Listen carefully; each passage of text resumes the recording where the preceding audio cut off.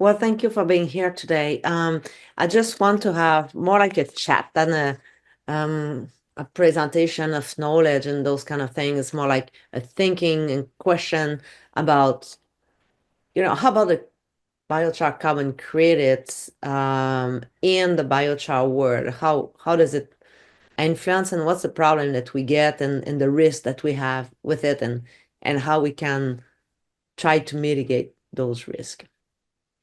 So just a little word about GK Environment. I just said that, yeah, GK Environment is 10 years old now since yesterday. So thank you for the confidence that you give to GK. And what we do is that we conduct carbon valorization and project development, and through thermal process such as pyrolysis, gasification, and torrefaction. And so we are also carbon broker and carbon project development for carbon credits. Thank you. There's a lot of problem in the biochar production. Just earlier we talked with Christian about the laws and regulation in UK that is kind of very difficult. There's a need for investments, and that is every time we talk with project developer, investment is always very difficult. And the profitability is pretty low, high OpEx, high CapEx. Well, it depends on the technology you choose, but oftentimes, if you want to respect environmental rules and regulation in EU and in North America, then the CapEx will be pretty high. And in terms of consumers, they are not necessarily aware of the existence of biochar, what it does, how it does. They are scared of taking risk. It's not necessarily easy for them to change, and to change from a classic fertilizer or pesticide or something like that, or just a standard fuel for biocoal or biofuel. And so it's difficult for them to change because of the risk associated to it, and because they have the specific equipment for what they are used to.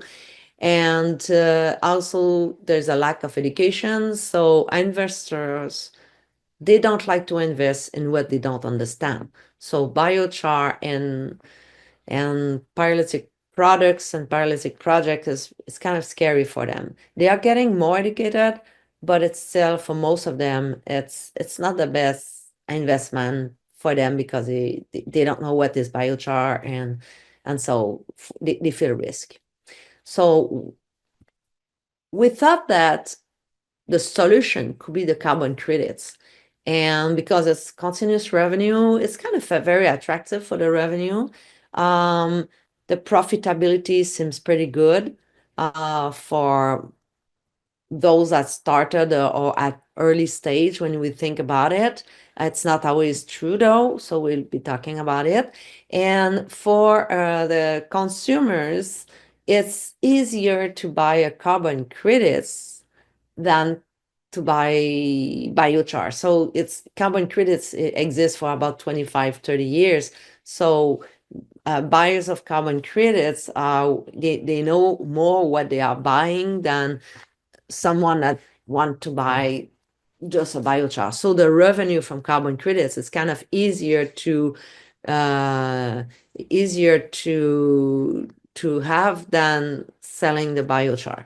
But we still have to place the physical biochar to be able to sell carbon credit. But still, if you can sell the carbon credit, then your biochar, you can sell it at much lower price, and it becomes easier to place. And the investors, they know what is carbon credits. They are attracted to carbon credits more than biochar. So when you talk about carbon credits, it's easier to get finance. And it seems, from the point of view of the investor, oftentimes when you talk about carbon credits, because it's on the market for like 25, 30 years, they feel there's a decrease in the risk for them. So it seems to be a pretty good solution then. But we have to understand how the biochar fits in the carbon market. It's a carbon sequestration, it's stable.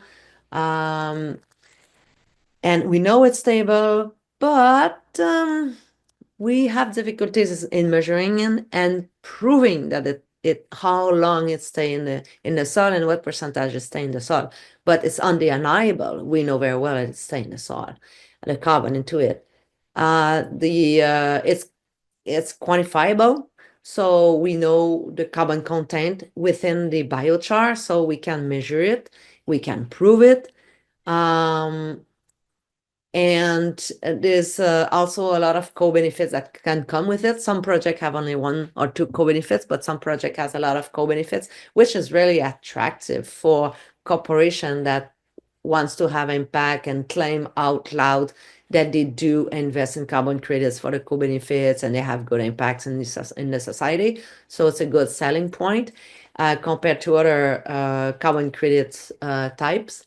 And we have standards. That means it's worldwide recognized. The methodologies are there, they exist, now they have been tested, more are coming and more will come, but it gives credibility and trust to the buyers of the carbon credits. So how it fits in the carbon market? So far, so good. It fits very good. It fills a gap for long-term carbon sequestration. So it really fills a gap that is need there. But other technologies are coming for the CDR. And also we see the trend is pretty good. I just took an example of Puro, but there are other methodologies out there that have a lot of project as well. There's a 90% annual growth rate. So any company that would see such an annual growth rate will be very, very happy about it. You see the growth is kind of exponential, and Puro indicated that they have more or like 800 projects on the listing weight right now. So it's unbelievable how fast it grows. So that really indicate the niche and the need for this type of carbon credits. But is it really a solution? Is it really a solution for biochar production? And why am I saying that? Because at JECA, we are carbon broker, we develop carbon project, and we know that a lot of people that call us, it's for carbon credits. And oh, by the way, and also need help for selling the biochar. But what if the carbon credits are not emitted? What happens if a project is based solely on carbon credit revenues and they cannot emit the carbon credits? What can happen?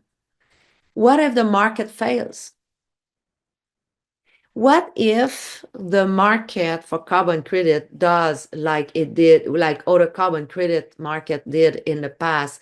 Like now everybody wants to go into it, and at some point there's a scandal, and then people don't believe in it anymore, and everything goes down. Buyers don't want to buy anymore. What if other CDR methods are more efficient and more attractive to investor? So you have other carbon sequestration method that are like high tech, very, very expensive right now, but they will be able to decrease the price. So what if the price becomes a lot lower than the price of the biochar carbon credits? And it may, and we expect it to happen. Or what if the policies doesn't recognize biochar in soil anymore? Some countries may decide that biochar is too risky. We don't want to allow biochar in soil. What if that happens? And it just need a few scandals. And we are not protected against scandals because now it's a nascent market, and every market in the world or on any industry, they got scandals at some point. So it will happen. We have to be careful. And so far, the industry was really careful about it, but it may happen. So I ask you a few questions, and here are a few challenges that we see in addition that the challenge that we foresee that may happen. The model for measuring the carbon into the soil is right now it's only approximation. We don't have direct measurement, and there's a lot of discussion about, is it a one pool, a two pool, and all kind of models are out there. So for a buyer point of view, it's like, okay, I'm buying carbon credits, but I'm not sure on the long run that this is, we know it stay for a long time, but what percent of that remain in the soil? So that's kind of an insecurity for the buyer. And another problem that we have, and it's for a lot of projects, is the financial barrier. It's very expensive to develop a carbon project. Biochar carbon credit product is very expensive. It requires a lot of money upfront. And once they are in production, the commission and everybody that takes, part of the revenue of the carbon credits, when you add it on for a producer, it's a lot of money. And so at some point, comparatively to commodities that are there in the market, it costs between 15 and 20% actually of the revenue to go to different, to the methodology, to the MRV, to the salespeople, to all kind of people that intervene in the sales of the carbon credits. So it becomes very expensive for a producer. And at some point, if you produce not enough, then it's not worth anymore to go in the carbon market. So for small biochar production, it's not attractive anymore. And also there's a price fluctuation. There's a very limited number of buyers that understand the biochar carbon credit market. And because there's only a limited number of buyers, if one of the buyer buy maybe 20% of all carbon credits that are emitted for the biochar, so if they decided they don't believe anymore in it, or they want to invest somewhere else, that will highly affect the carbon credit market. So it's this instability, it's really a very big risk. And also there's a lack of established pricing. We understand the co-benefits, we understand the additionality, but there's not an established pricing. So it's a B2B negotiation. So it's very difficult for somebody from outside trying to understand the pricing and how much really money they can get from it, because the pricing vary a lot from one project to another and from buyer to buyers. So price fluctuation over time and between buyers, and with because of the instability of the market, it becomes very difficult. So you need to have somebody in the market for you that follow it all the time, full time, to make sure that you have to get the best price you can get. And there's a dynamic in this market because it's so nascent. There's a lot of fragmentation. There's different standards and registries. We don't know about the demand over the long term. We don't know the demand and the pricing over long term. So it's difficult for people developing a project solely based on carbon credit revenue to know how much their project can stand alone. Because, maybe a year or two is fine, but what about 5 years from now? So we have expectation, but it's still a lot of difficulties to go through. And there's also regulatory hurdles. Additionality is a problem, because a lot of project and financier, if you solely get your revenue from carbon credits, investors will say, well, you have to have another revenues, because otherwise, it's too risky and I don't want to invest into it. So, but additionality is a pre-requirement. So it means that you need to have carbon credit for your financial stability. Otherwise, you cannot have carbon credits, which is debatable. And you have to comply with local soil regulation. If you put the biochar into the soil, it could be biochar into material, construction material. Here, I just gave the example of soil.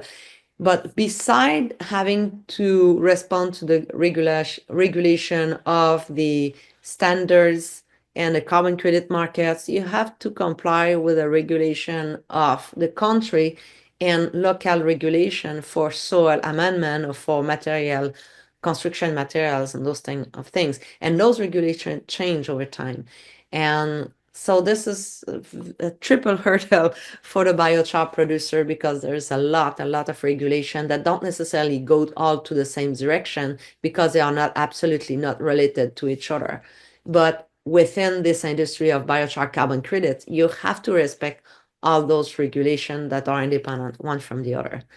And for the certification, the other thing is it requires a lot of data. So when we talk about biochar carbon credit product in Africa, it's much of a problem, or in developing country, it's a lot of problem because demonstrating the data, proving your data takes equipment, takes training, takes knowledge, and they don't have it.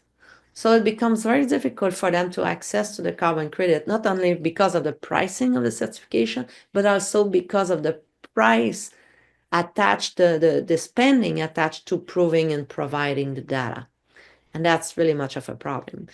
And there's also a problem with logistics because it's difficult to coordinate all the stakeholders of a project, the stakeholder of the carbon credit, the stakeholder of the biochar, that the user of the biochar. And so that's a lot of people to coordinate, and it becomes difficult for a lot of people.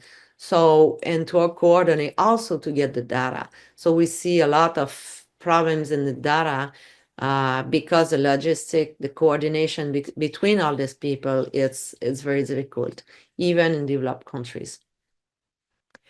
And there's also hurdles in terms of scaling. For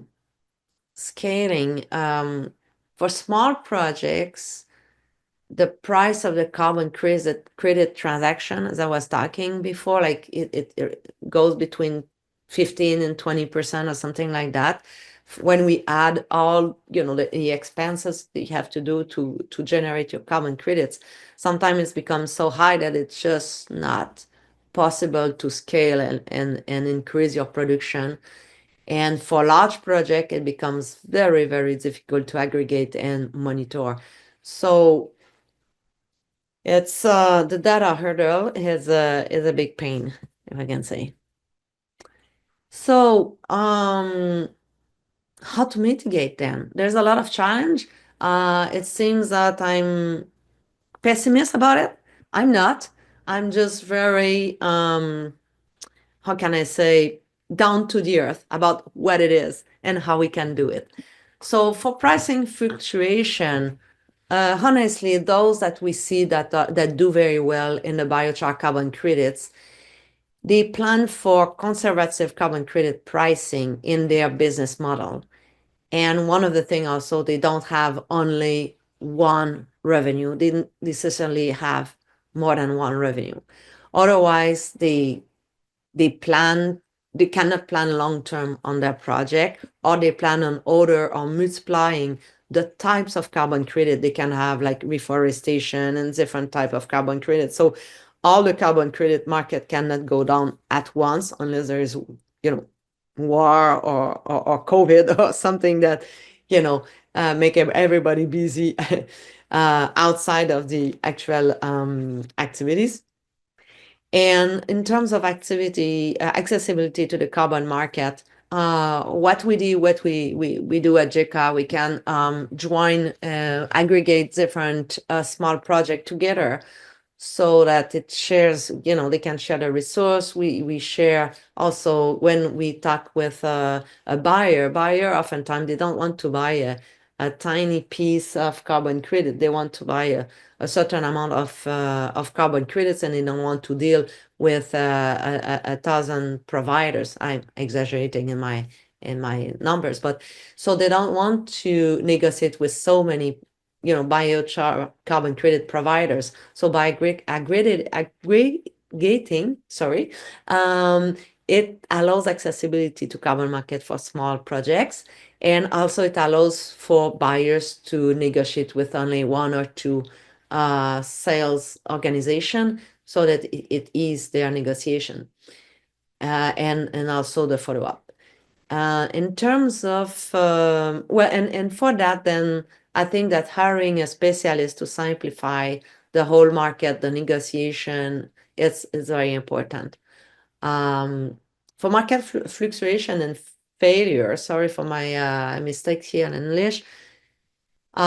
Yes, those that are more robust, they don't rely only on carbon credit revenues. They rely on energy, they rely on biochar sales, they rely on biofuel, and so they sell other products than carbon credits.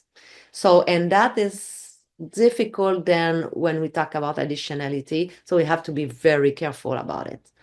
In terms of the market's structuration, because it's a very young market, I encourage you to participate in structuring the market, organizing association, conference, and influencing bodies.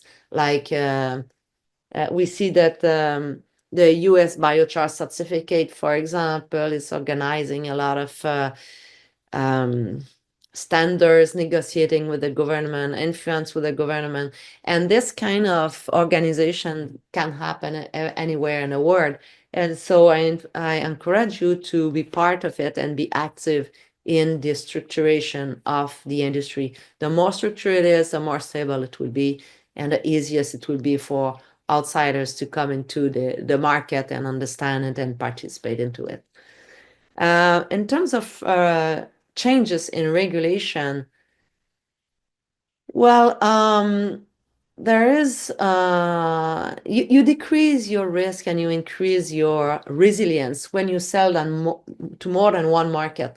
Let's say you sell your biochar for soil amendment. You can, within this market, you can sell to different types. You can sell to compost company. You can sell to organic association of producer. You can sell to animal production. You can sell to material construction, so that all the industry cannot go down at the same time, so it increases your resilience. And in terms of some people we have seen in different projects that they emit a lot less carbon credits than expected. And that's a big problem because of the buyers when they buy ahead of time, and then they want to be refunded, and it causes a lot of problems. And if you emit less than expected, then your business model may not work anymore. So one of the things that we have worked with Kita Insurance, and there are other insurance out there.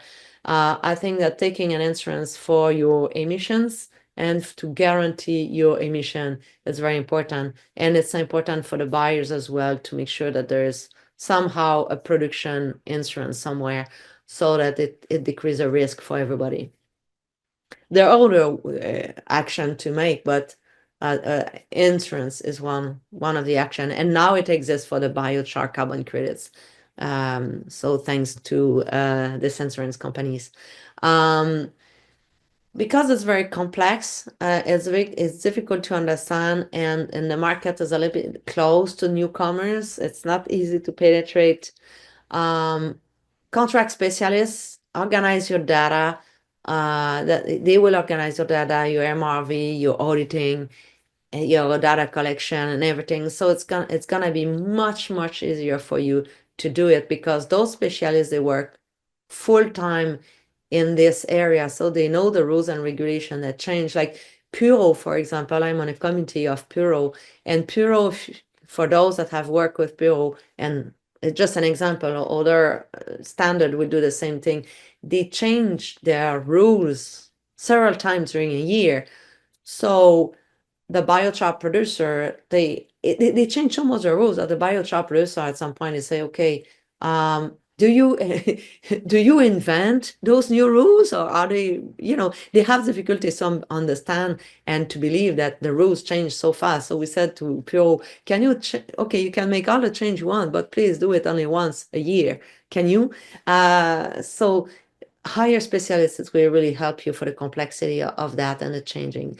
And for scaling, you need to have a very strong DMRV, strong data collection. We work with Alcove, but there are others out there that help you to manage your data, to manage your carbon credits. And so it's very important to be super organized. What to learn from successful biochar CDR projects? If we take Oregon biochar, for example, they are consistent. They take a lot of measurement. They improve their data collection over time, and they have other revenues. And the carbon credits is not their most important revenue. It's important, but this is not their main revenue. So which give them stability. For earth care, they were very innovative with their feedstock. They were very insistent and very super patient because it was super long to get certified. They have a high efficiency technology, and they have a lot of co-benefits such as a reduced nutrient loss. And for Wakefield, they have important database and they multiply their co-benefits. So I see the time is running out. So there's more solution to close the gap.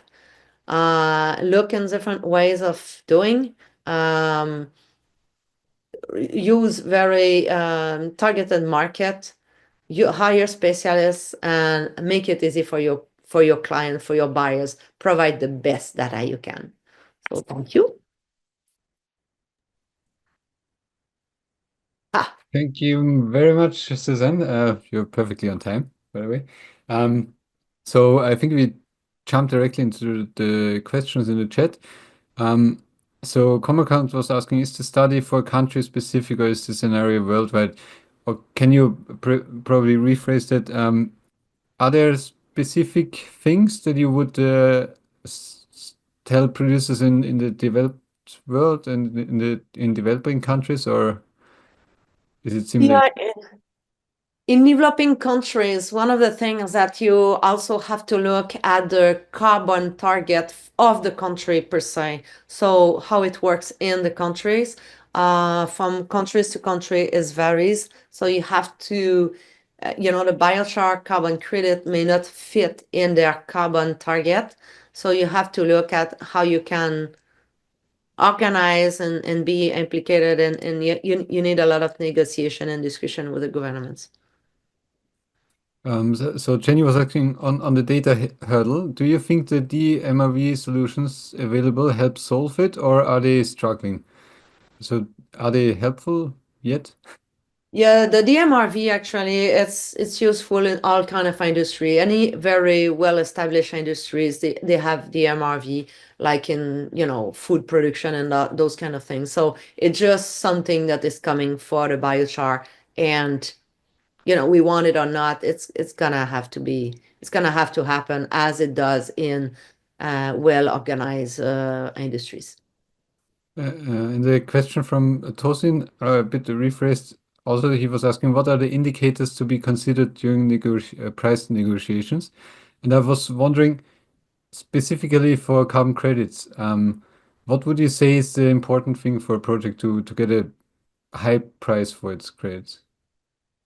The high price for its credits is the first thing people look at is the stability of your production, your environmental impact, and the co-benefits.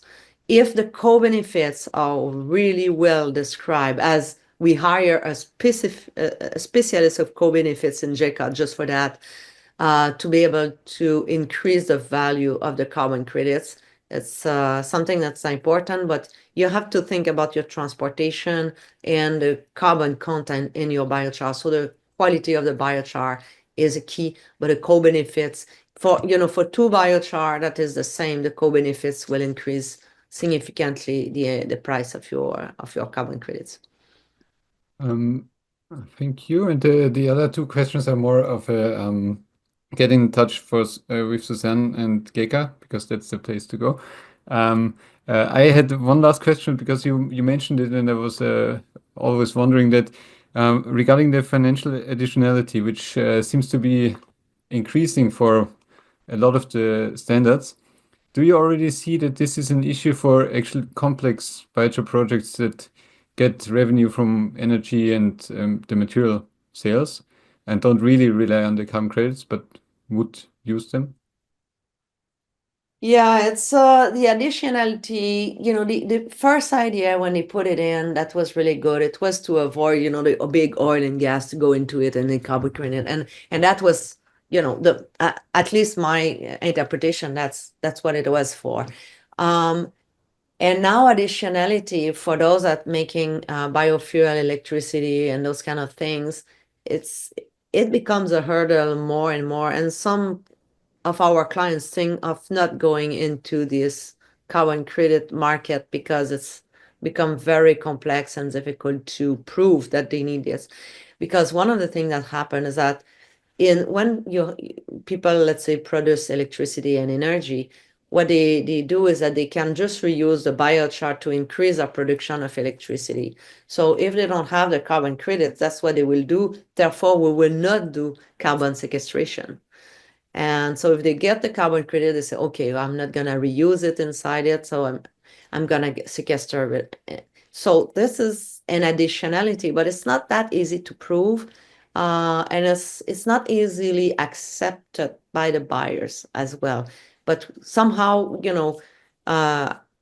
in-house we have a specialist of co-benefits and additionality, so we can do it, but it's not easy for most of the people to understand the real, the real impact that you may have when you put this carbon credit and discuss about the additional day, like the example I just provided for energy production, for example.